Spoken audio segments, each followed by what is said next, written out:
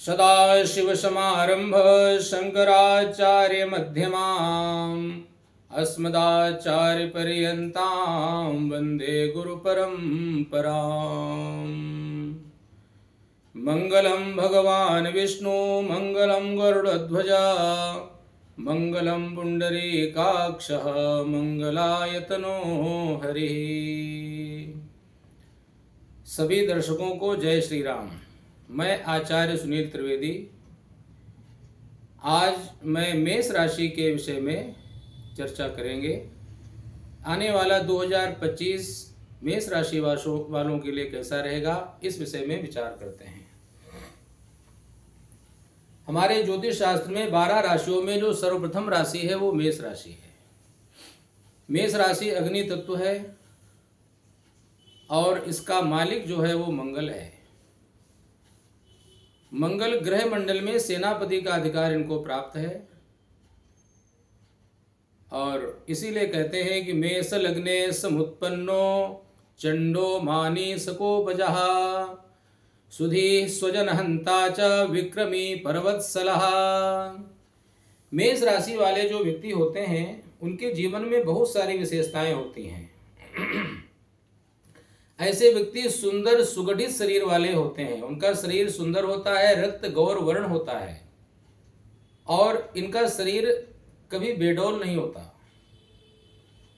रक्त और गौर वर्ण बड़े तेजस्वी होते हैं और थोड़े से क्रोधी भी होते हैं। स्वाभिमानी बहुत होते हैं, किसी के सामने ऐसे झुकने वाले नहीं होते हैं। प्रेम से कुछ भी करा सकते हैं लेकिन जोर जबरदस्ती से मेष राशि वाले व्यक्ति उग्र हो जाते हैं।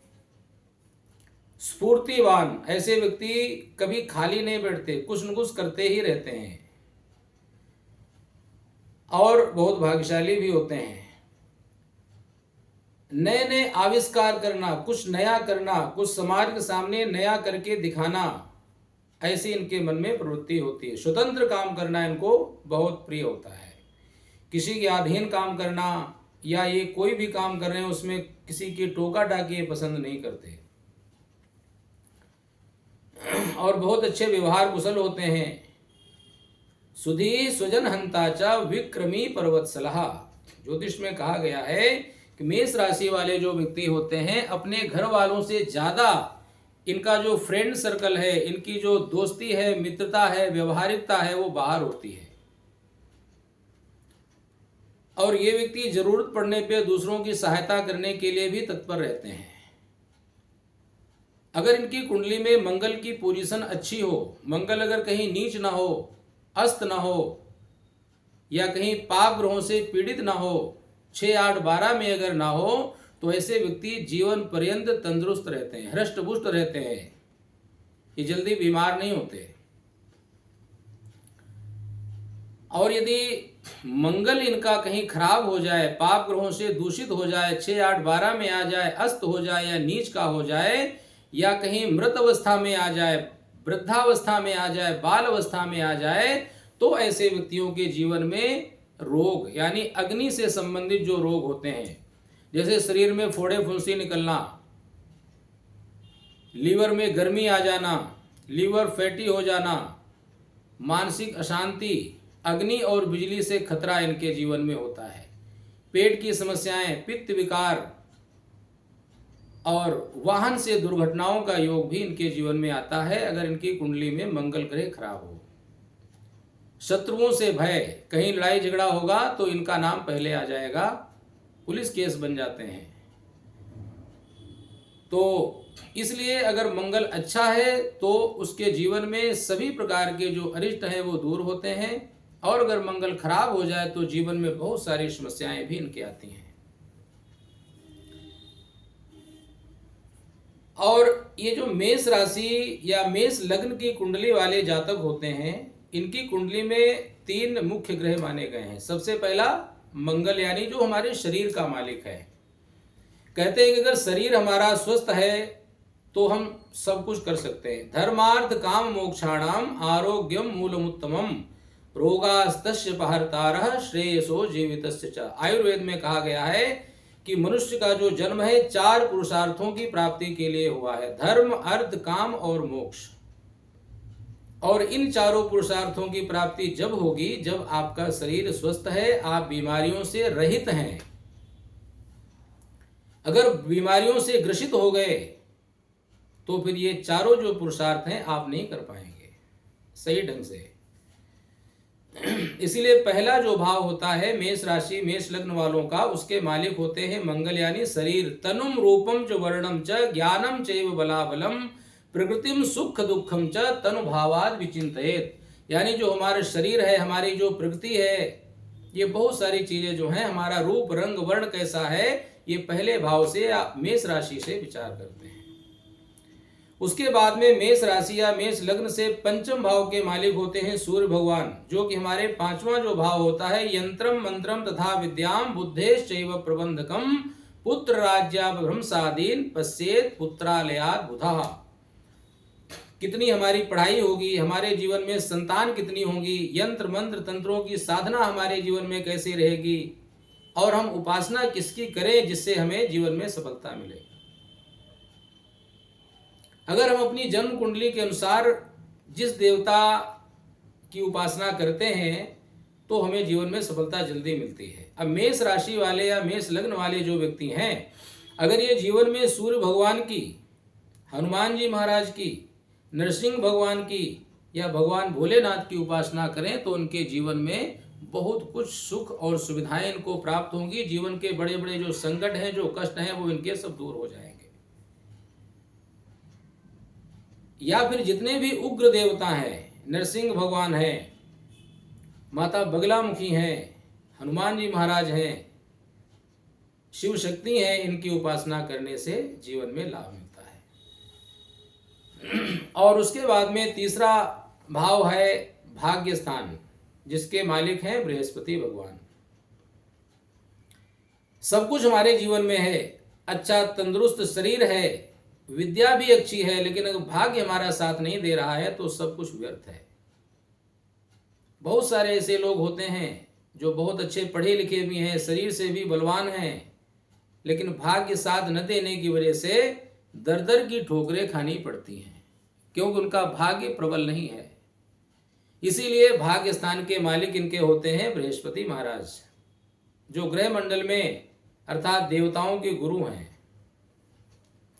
तो इन तीनों विषयों के ऊपर हम विचार करते हैं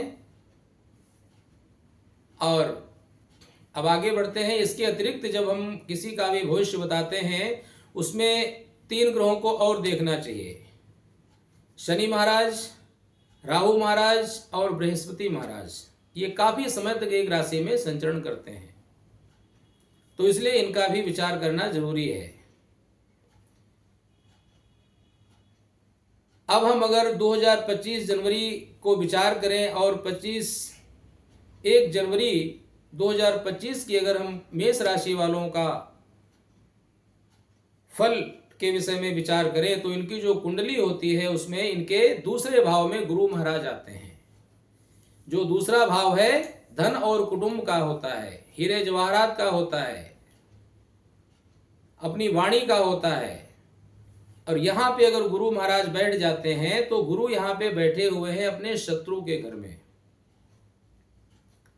और ज्योतिष के सूत्र कहते हैं कि कक्षा हानि करो गुरु, कक्षा वृद्धि करो शनि। यानी शनि महाराज जिस जगह पे बैठते हैं उस जगह के प्रभाव को बढ़ा देते हैं, और गुरु महाराज जिस जगह पे बैठते हैं उस भाव की हानि करते हैं, जिस घर को देखते हैं उस घर के फल को बढ़ा देते हैं। लेकिन अगर हम कुंडली के हिसाब से विचार करें तो मेष लग्न की जो कुंडली होती है या मेष राशि जिनकी है, उनके भाग्य भाव के मालिक गुरु होने की वजह से वो बहुत शुभ ग्रह माने जाते हैं।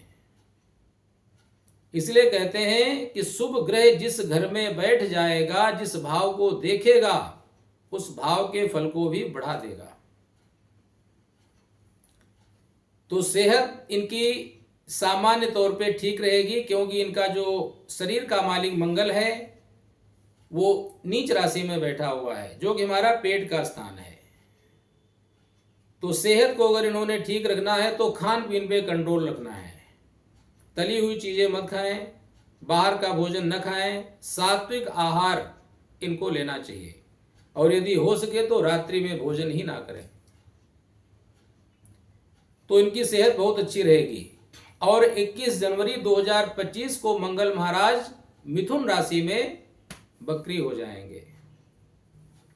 तो कहते हैं उदय राज्यमापनोति बकरे देशांतरागमे, यानी जब बकरी हो जाता है तो पिछले भाव का भी फल देना शुरू कर देता है, और पिछला इनका जो भाव है वो है तीसरा भाव। तीसरे भाव में आने से मंगल और ज्यादा पराक्रमी हो जाते हैं, बलवान हो जाते हैं, शक्तिशाली हो जाते हैं। वहां से उनकी जो चौथी दृष्टि पड़ेगी वो छठे स्थान पे होगी, जो ऋण रोग शत्रु का स्थान है।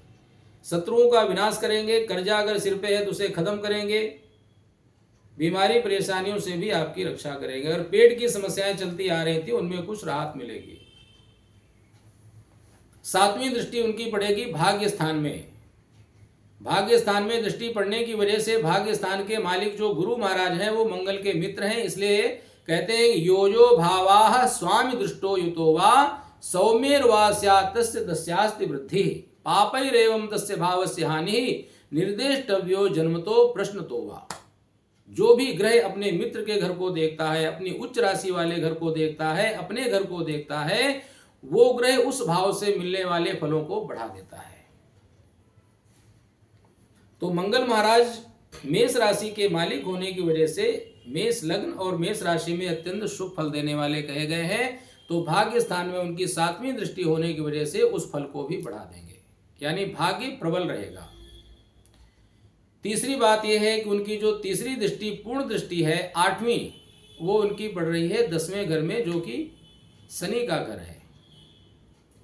और मकर राशि में मंगल उच्च के हो जाते हैं, मकरे च मही सुता, यानी अगर यहां पे इन्होंने कोई नया व्यापार करना हो या व्यापार में कुछ और तरक्की करना चाहते हो तो निश्चित रूप से इनके लिए समय बढ़िया है। अच्छा, मेष राशि और मेष लग्न वाले जो व्यक्ति हैं वो व्यापार क्या करें जिसमें उनको अच्छी तरक्की मिले? तो कहते हैं कि मेष लग्न या राशि वाले जो व्यक्ति हैं उनको ज्यादातर उनकी जो विद्या होती है, शिक्षा होती है, इलेक्ट्रिकल इंजीनियर, बिजली से संबंधित कोई काम हो, इंजीनियरिंग करना हो, मेडिकल यानी दवाइयों का काम हो, कंप्यूटर से संबंधित कोई काम हो, खाने पीने का काम हो, खेल कूद वाला जो काम हो, या पुलिस फोर्स, मिलिट्री इत्यादि, या साहस वाले जितने भी काम होते हैं, होटल है, रेस्टोरेंट इत्यादि है, बेकरी है, भूमि और भवन और वाहन, इन सब चीजों से इन लोगों को अच्छा फायदा मिल सकता है। तो मंगल की जो आठवीं यानी तीसरी दृष्टि है आठवें स्थान की, वो भी इनके लिए काफी फायदेमंद रहेगी। मंगल का जो प्रभाव इनके लिए है वो अच्छा रहेगा। और 24 फरवरी को मंगल फिर मार्गी हो जाएंगे, यानी फिर ये धीरे धीरे आने वाले समय में 2 अप्रैल को ये फिर कर्क राशि में आ जाएंगे। वहां से फिर अगर इन्होंने अपनी सेहत का ध्यान नहीं रखा तो पेट की समस्याएं इनके जीवन में आ सकती हैं। और उसके बाद में 6 जून को मंगल महाराज सिंह राशि में आ जाएंगे। सिंह राशि में आने के बाद में मंगल की वजह से मेष राशि वाले जो व्यक्ति हैं इनका जो वर्चस्व है, जो प्रभाव है, इनका जो मान सम्मान है, प्रतिष्ठा है, वो सब कुछ बढ़ना शुरू हो जाएगा। क्योंकि जो ग्रह मंडल के राजा सूर्य हैं उनके घर में ये बैठे हुए हैं।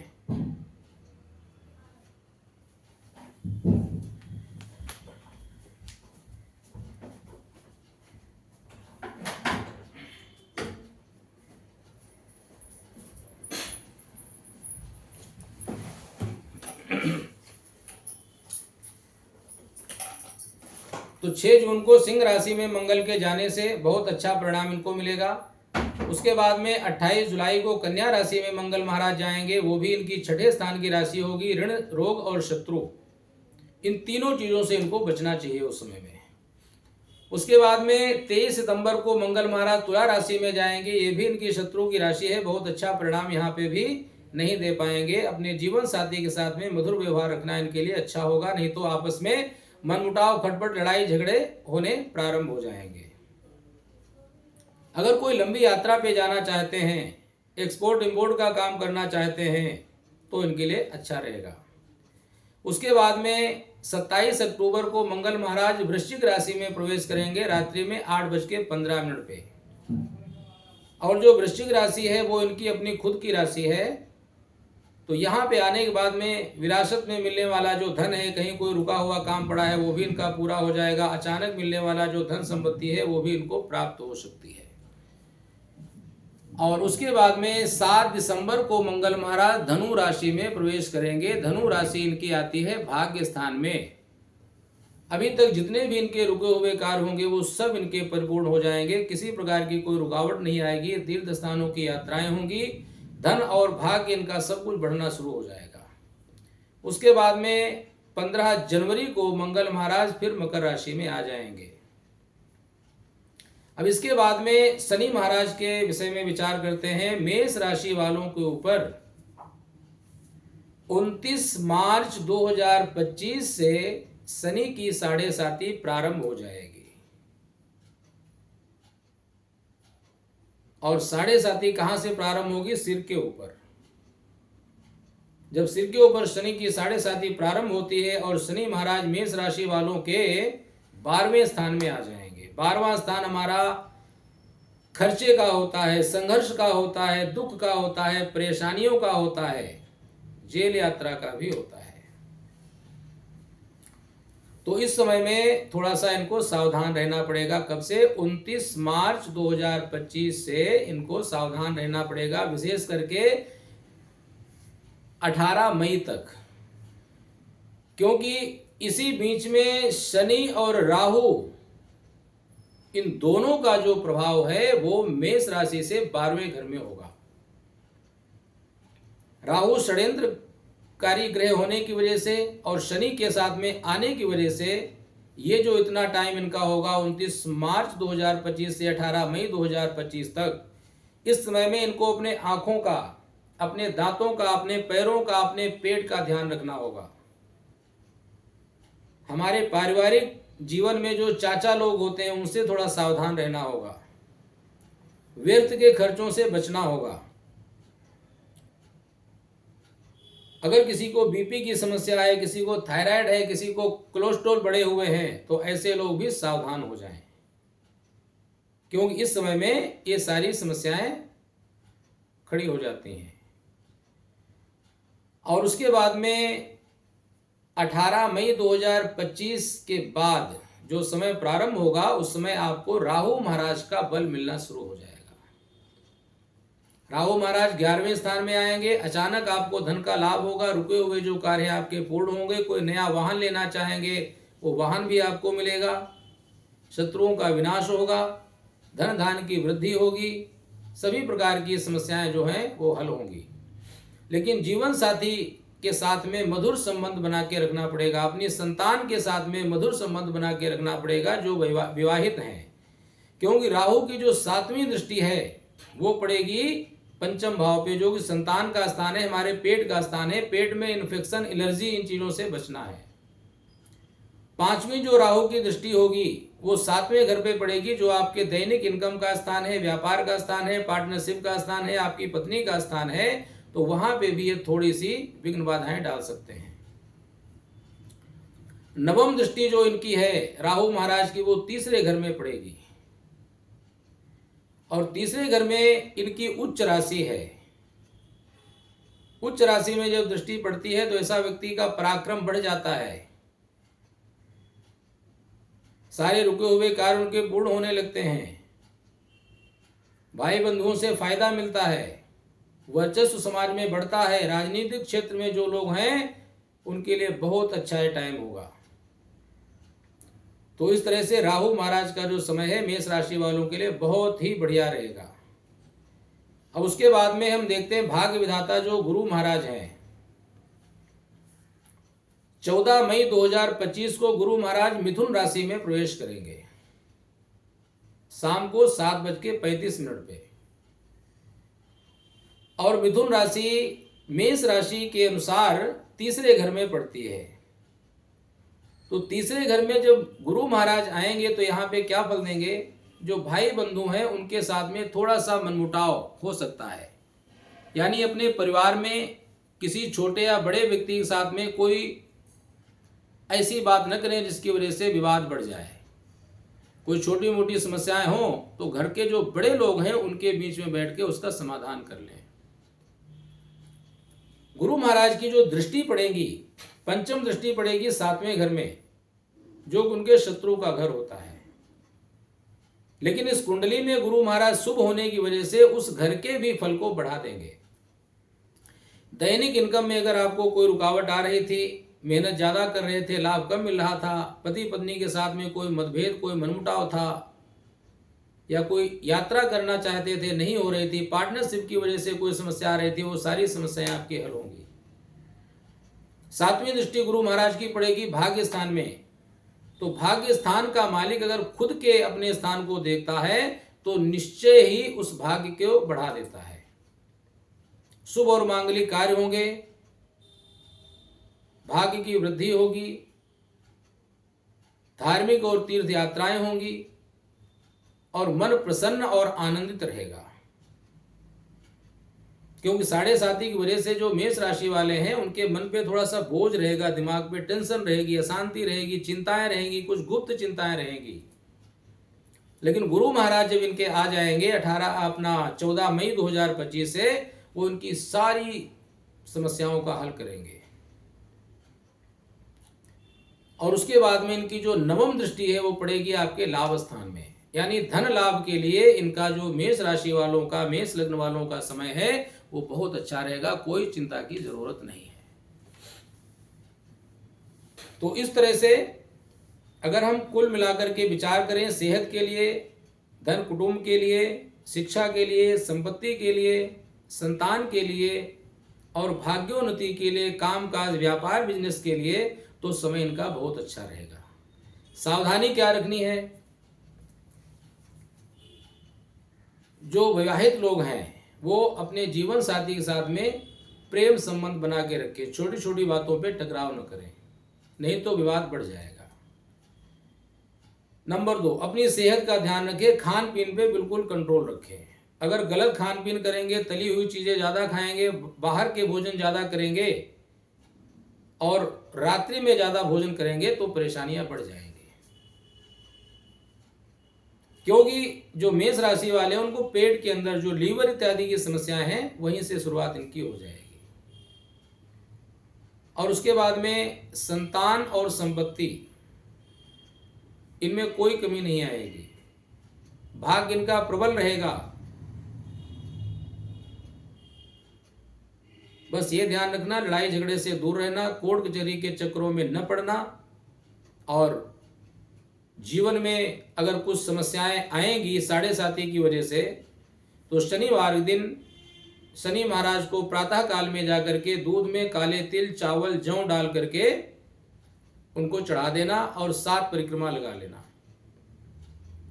आटे का एक दीपक बना के ले जाना, मौली की बत्ती और सरसों का तेल डाल करके वो पीपल के पास में एक दीपक जला देना और शनि महाराज को तेल का अभिषेक करना और उनके सामने थोड़े से काले चने, काले तिल, काली मिर्च और काले माह यानी उड़द की साबुत उड़द, ये उनके चरणों में रख देना। एक नारियल के ऊपर अपने पैरों से लेकर के सिर तक काला धागा नाप करके उस नारियल में लपेट करके वो नारियल शनि महाराज के चरणों में रख देना।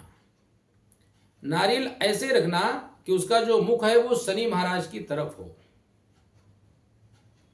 और उसके बाद में उसी तरह के आटे का जो दीपक है उसमें सरसों का तेल डालना, मौली की बत्ती डाल करके शनि महाराज की तरफ उस दीपक की जो ज्योत है वो करके प्रचंड करके रख देना और प्रार्थना कर लेना, शनि चालीसा का पाठ कर लेना।